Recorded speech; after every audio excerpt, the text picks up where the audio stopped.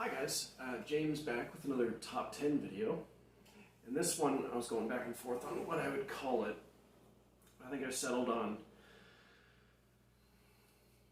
top 10 realistic horror films, or real horror films. And it was one that I came up with, I don't want to say late last night or sometime during today, but it came together very quickly. And I kind of borrowed some films from another list I had started to make, and then added a few for this one. And what I mean by the title is realistic horror films, or real horror films, are horror films where there's no supernatural element, there's no monsters, like the monster teeth and fangs and claws and stuff like that. No alien, no science fiction or fantasy or whatever. It's just like a horror film that, yes, under extreme circumstances or very crazy circumstances, could actually happen.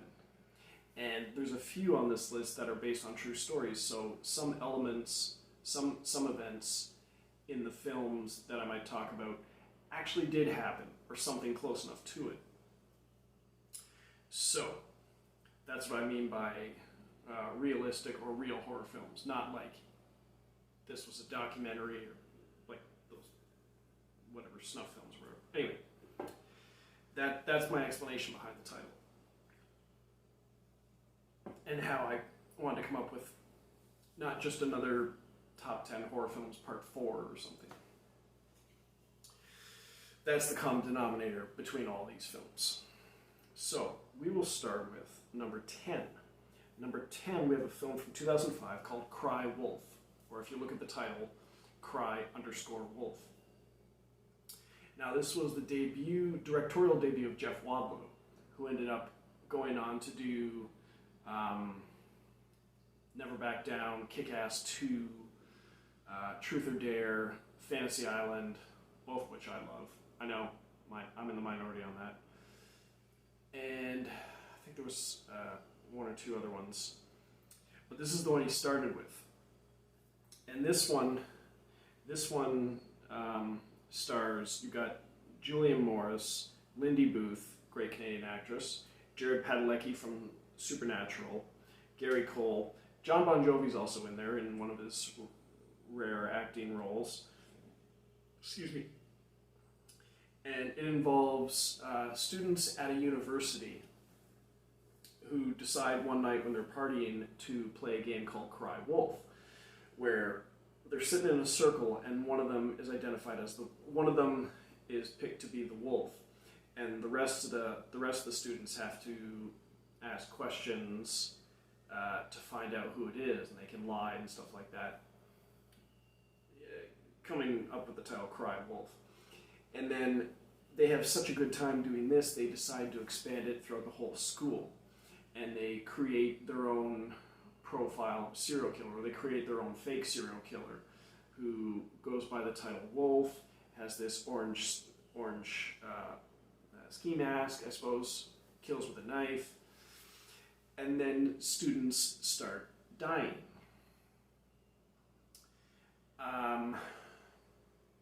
Okay, I was going to put this at the start of the video, but I forgot.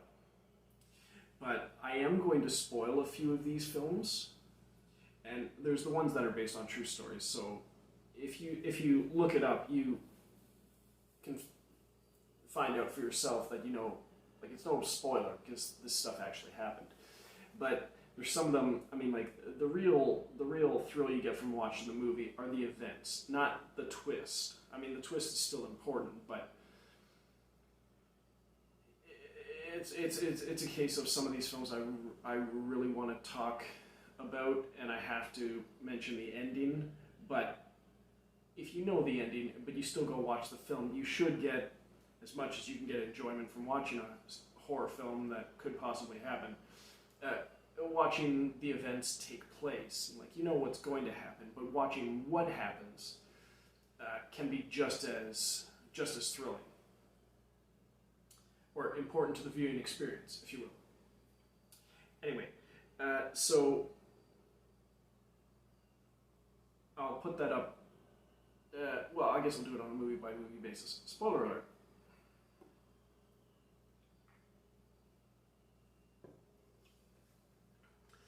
Now this one, I liken it to the remake of April Fool's Day, which I had seen, which I was surprised that I enjoyed. I'd never seen the original, but this one, it looked like a bad direct-to-DVD film. And it was pretty good, and it's one of those ones where all these people start dying, someone's killing all of them, and one person is the last alive and is being pursued by the killer, and it turns out that it was all a joke. They're all alive. They were playing a prank or so on this one person. Well, the same thing happens in this film, where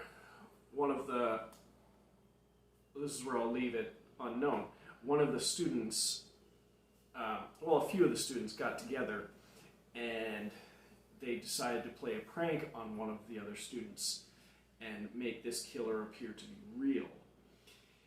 And the way it unfolds is pretty neat and convincing, because it convinces the main protagonist in the film.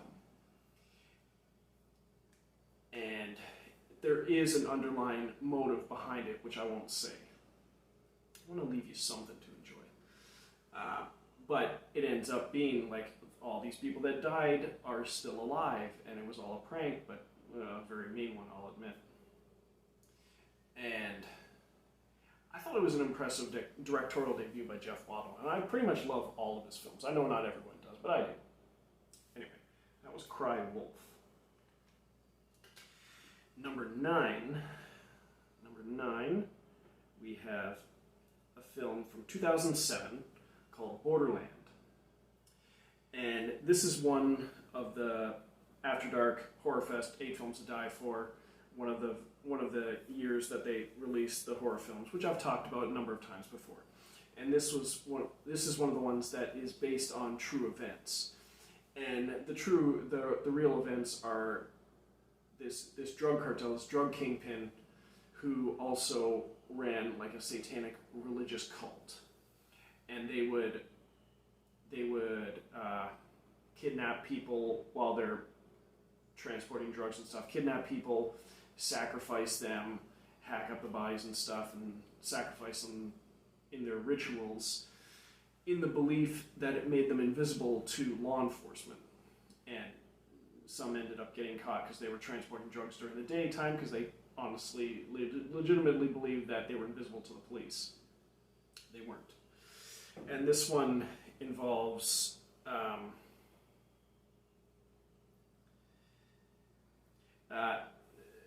recent college graduates from Texas that go on a road trip down to Mexico City. And they get involved in like a bar fight, and one of the guys hooks up with the bartender, and one of the friends goes off and then doesn't come back, and it ends up being that he got kidnapped by this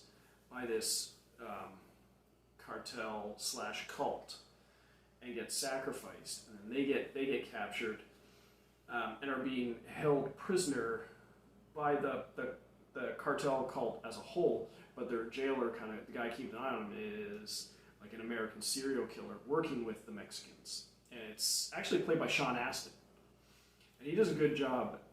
I think it's the only time I've seen him in a straight up villain role, and he does a good job because he's a good actor anyway. And let me see, the actors in this one, Sean Astin you'd recognize. Brian Presley has been in a few movies. Home of the Brave is the one that jumps to mind immediately, but I'm not sure what else I can remember him from. Ryder Strong is in there from Cabin Fever and Boy Meets World. And that is probably the most big names in the film, I suppose.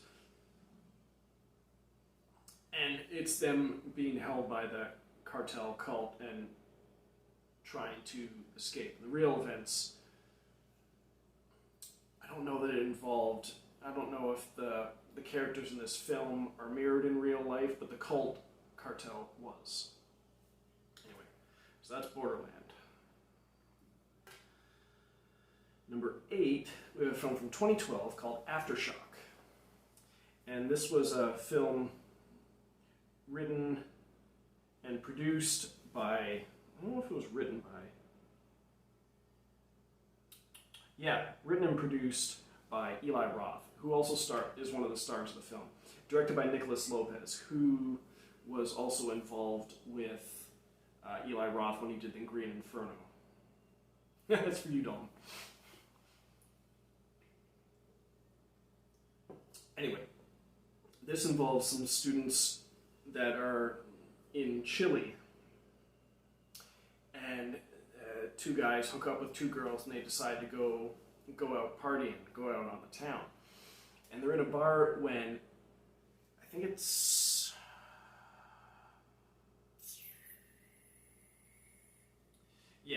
an earthquake hits. I think there's also tsunamis involved, but the main thing is that an earthquake hits, hence the title Aftershock. An earthquake hits and demolishes the bar, and they have to escape through some sewer tunnels to get out, and then they get up to the surface. But the thing that starts happening is people start not losing their minds, but it's a disaster. So people start looting and killing, and at the same time, the earthquake also kind of wrecked the local prison. So a bunch of dangerous killers, inmates, escape from the prison, and they're running rampant throughout the town. So it's one of those survival horror films caused by an earthquake, with them trying to get to safety, get through town and get to safety. And let me see, the people in this film, I already mentioned, you've got Eli Roth, you have Lorenza Izzo, Eli Roth's former wife, who is in House of the Clock on the Walls, one of the stars of Green Inferno and Knock Knock. And the rest, I believe, are, Selena Gomez cameos as a VIP girl in the bar, but the rest, I believe, are local talent. I think they're Chilean actors. And I thought, the disaster effects are good. There's a tsunami effect that seems kind of green screen, but the disaster effects are good, and the acting is good, and the action and stuff. So that one was a good one. Aftershock. Now, number 7, we have a TV movie from 1997 called The Lottery, and this was based on a short story that was originally published back in 1948. And I read this in, I believe it was grade 8 or grade 9 English class. And it was basically, there's this small town where every year on the same day, they have a lottery. And it's sort of I guess you could say it's like a population control. It's a tradition for them where everyone in town puts their names on a piece of paper in a box, and the name that gets drawn, they stand in the center square with the whole town surrounding them, and they each pick up a rock and they stone the person to death. It's essentially what happens in the short story.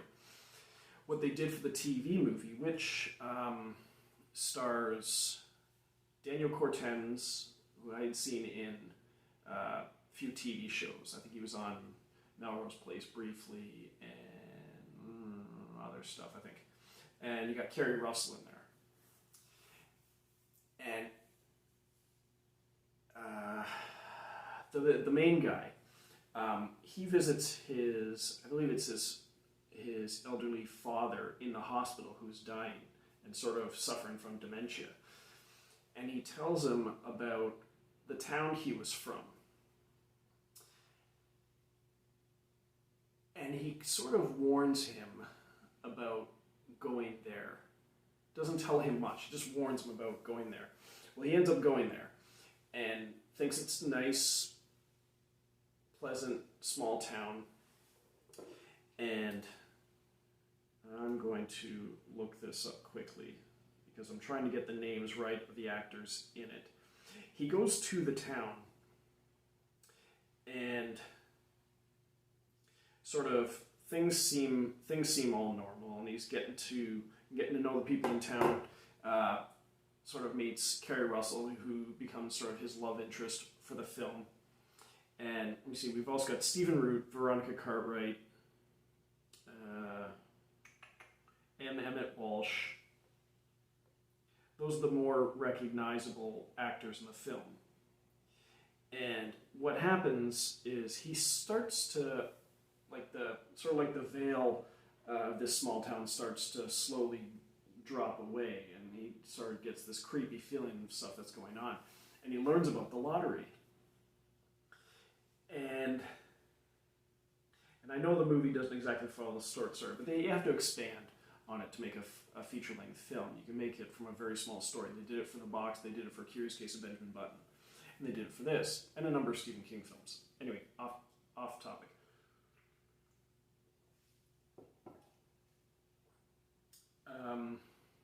Spoiler alert.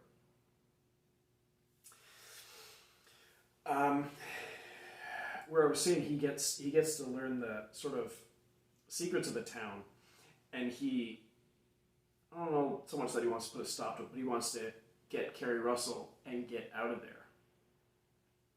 But at the last minute, she doesn't want to go with him. She's part of this town. And he technically is, because his dad was from there, who had left the town.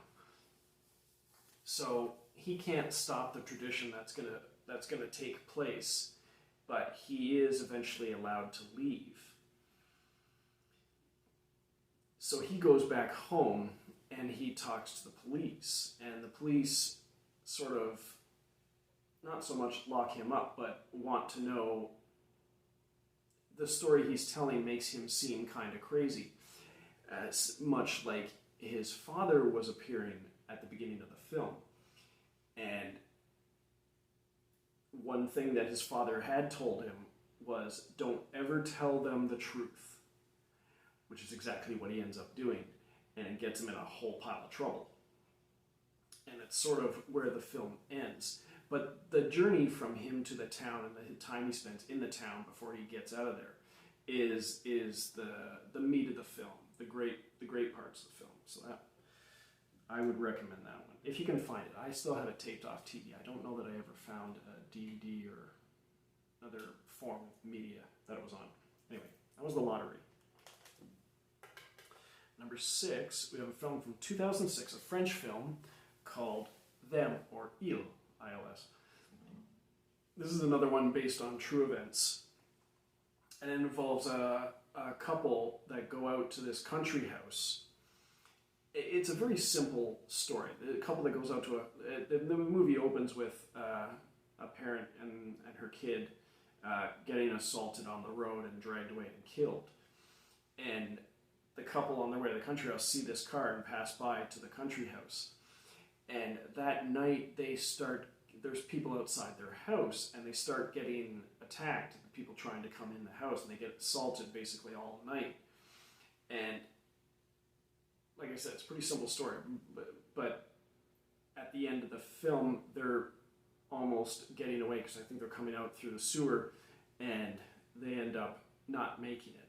And it turns out that these are smaller individuals, these are kids that are attacking them and eventually killing them. Like I said, it's based on true events, so this stuff events similar to this actually happened. And the final shot of the film is the kids, after killing the couple, emerging from the woods with their hoodies and stuff like that, running towards a school bus. They were kids who did this all terrible thing, sort of like the movie The Strangers, except these were kids, not full-grown adults. And the real events were the kids had done this because they wanted to play with them.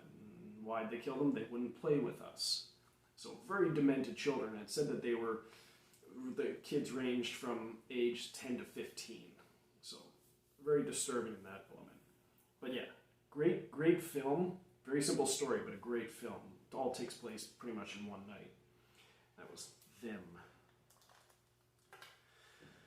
Number 5, I was almost going to do a video all its own for this film, but I figured I'd include it in the list because, I don't know, kind of controversial. This is a film from 2008, and it is a film called Donkey Punch. And I don't think I'll spoil this one. There's not much to it, I suppose. Okay, but basically, the reason it's called Donkey Punch is a sex act, a dangerous one, which I won't go into because it would be inappropriate. But you get 4 guys and 3 girls that hook up in, was it Mallorca, I think it says, and they end up partying and going on a boat out into the ocean. And you've got like 3 of the guys hooking up with 3 of the girls, and one of the guy in this room, they start having kind of like an orgy or something like that. And one of the guys is in the corner of the room filming everything because they're all getting drunk and high and stuff, and then they start having sex. And one of them is having sex with a girl, and they want him to perform the donkey punch. And the only thing I will say is that it involves the guy punching the girl in the back of the head. And so he does this and accidentally hits her too hard, breaks her neck, and kills her. Now, this one is one of the few that were released, because there's not many out there that were released in Canada. Not so much released in Canada, but is rated R in Canada, which is no one under 18 is supposed to see this movie. Doesn't matter who you're with. And it earns the rating because of the graphic nudity during the multi-sex scene and the violence in the film. Because what follows is, well, he just killed the girl, and it's on video. So the remaining 4 guys and 2 girls all start turning on each other because some of them want to go to the cops and explain what happened, and the other guys don't want to because they don't want to go to jail. And there's video evidence of it. So there's chasing people going all over this boat, trying to find the video, trying to stop people from ratting them out and stuff. And long story short, a bunch of people die.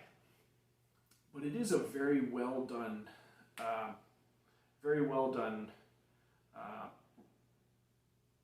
don't want to say murder fest, but very well done horror film in terms, sort of like Cabin Fever, or a movie like that, where everyone starts to turn on each other. So that is Donkey Punch. And I know, it's like it's disturbing, but it's a horror movie. It's a horror movie. And stuff like this could happen. Anyway, move on to number 4. Number 4, we have another French film from 2007 called Frontiers. And for the title sake, it's like Frontier and then the S in brackets. And this was another film by Xavier Gens, who did The Divide, Hitman, The Crucifixion, which I believe was one of the ones I talked about on the most beautifully shot films. Well, this is another After Dark Horror Fest, 8 Films to Die For film. And this is one of the ones that wasn't allowed to be shown because it was too graphic. Mostly because it's incredibly violent. And this involves a group of adults who, I believe they are a street gang made up of Muslim Arab youths. And one of them gets injured. One of the girls gets injured in the group, and she gets taken to the hospital. And 2 of the other people, is it 2 of the other people or 3 of the other people, end up getting out of town. And they stop at this sort of like a bed and breakfast off the side of the road.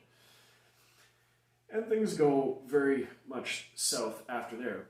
after that because, well, it's not so much a spoiler because the people running the bed and breakfast are bad. The two women working there seduce the men, and the one guy, Samuel Laban, who was the main guy from Brotherhood of the Wolf, took me a while to recognize him, and all of a sudden I was like, holy crap, that's him.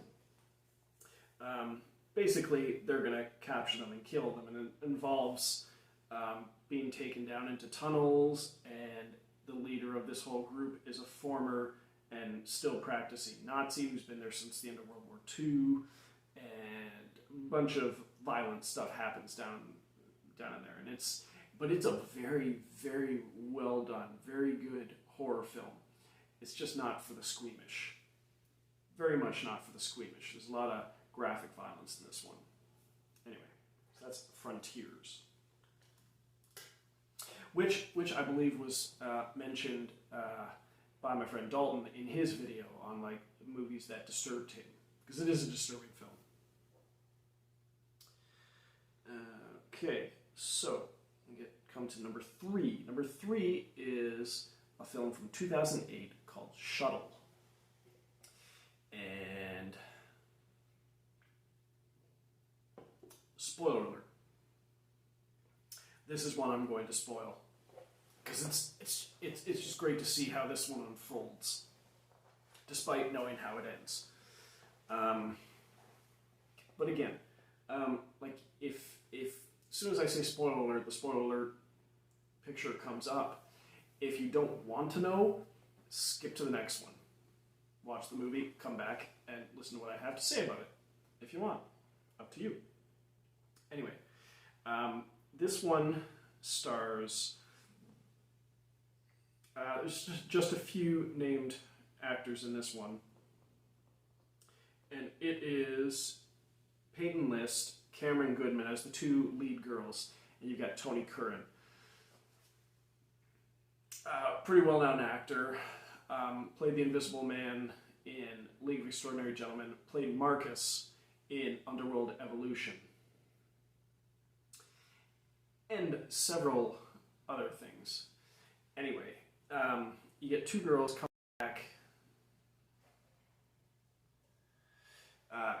coming back from a trip, I believe from Mexico, and they are waiting for their luggage. They might have to pick it up the next day, but they're waiting for a shuttle bus. And while they're waiting, another shuttle bus pulls up, driven by Tony Curran, and he says, "Are you waiting for a ride?" Like, "Yeah, we're just waiting on this." And he goes, "How much are they charging you?" "Well, so and so amount." He goes, "I'll do it for half." I'm like, "Oh, okay. Well, this is a great deal. Let's get on the bus." And not long after, the driver gets off the bus, then he gets back on, and he basically holds them at gunpoint and drives them around town, forcing them to steal all these random items, or he's going to kill them. Well, the two girls end up being the only two people left alive. And one of the girls has some infection, something wrong with her, so she's of no use to him. So there ends up being one girl alive who survives the night, I guess. And it turns out that all the items that she was being forced to collect are being used for her. She ends up being forced into a crate, and there's all these items, and essentially she was being forced to collect all these items that she would need to survive in this crate as she shipped overseas to become a sex slave. But the coolness of the movie is the journey they go through. As I said, the journey they go through, where they're going to all these different places, and at several points they're trying to escape, trying to get away from this guy with the gun. Why is he making us do this? Why is he doing this? And you find out that this is why he's doing it. But watching the movie is still pretty cool to see it all happen. So that was Shuttle. Number 2, we have a film from 2008 called Eden Lake. And this one I had heard about on one of the first episodes of the Rotcast I ever listened to with Dave and James, who's from the Cinerealist podcast. And I managed to track this down. This was one of the Dimension Extreme, one of the films under the Dimension Extreme banner, like Storm Warning and Inside and stuff, among several other horror films. And this one stars Kelly Riley, Michael Fassbender, in one of his earlier films, Jack O'Connell, and I believe, if I'm not mistaken,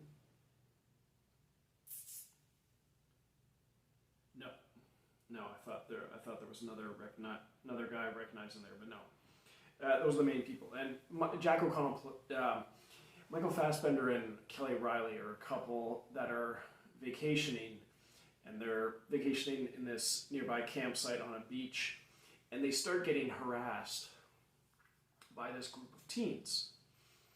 And most teens probably aren't going to act this way, but in an extreme case, and in this case, they start harassing them, they steal their food, they dump insects into their food, they slash their tires, and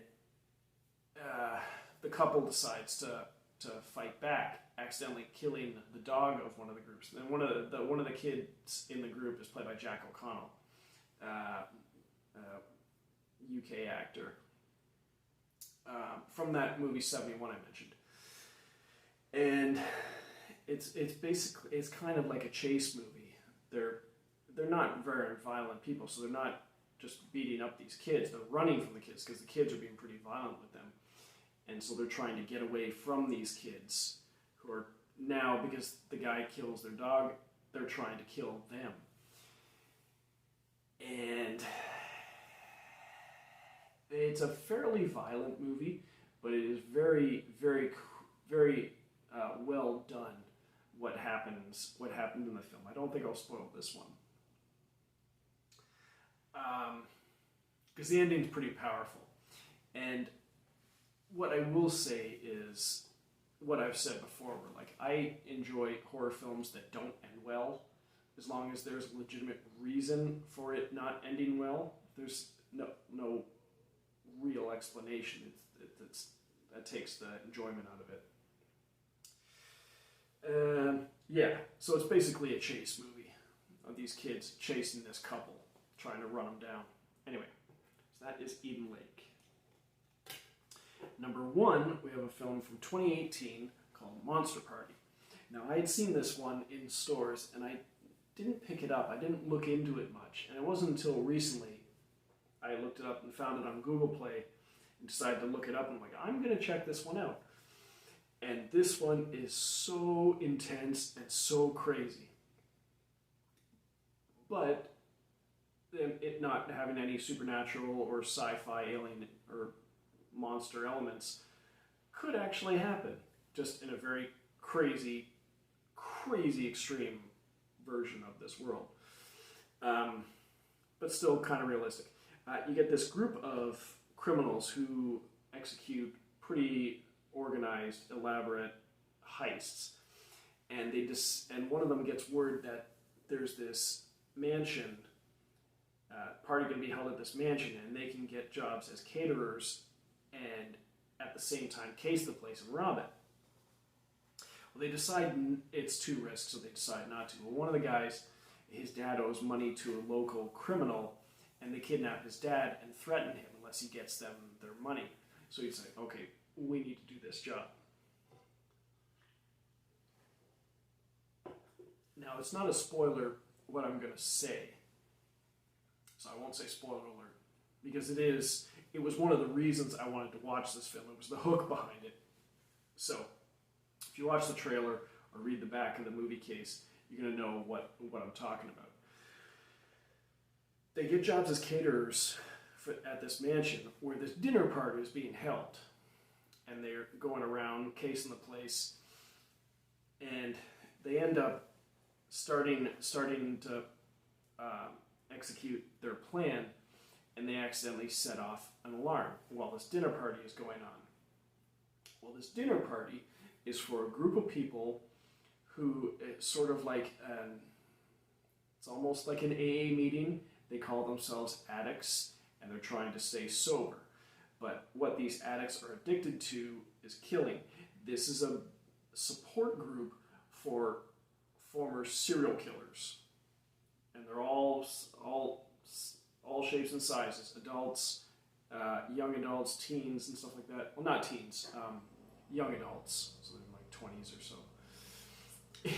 Yeah, and they're led by Lance Reddick and Julian McMahon. You've got Aaron Moriarty from The Boys in there, but the two main guys are Lance Reddick, who's the leader, sort of like the head of the support group. You got Julian McMahon, who owns the mansion they're living in. He has his wife and his kids.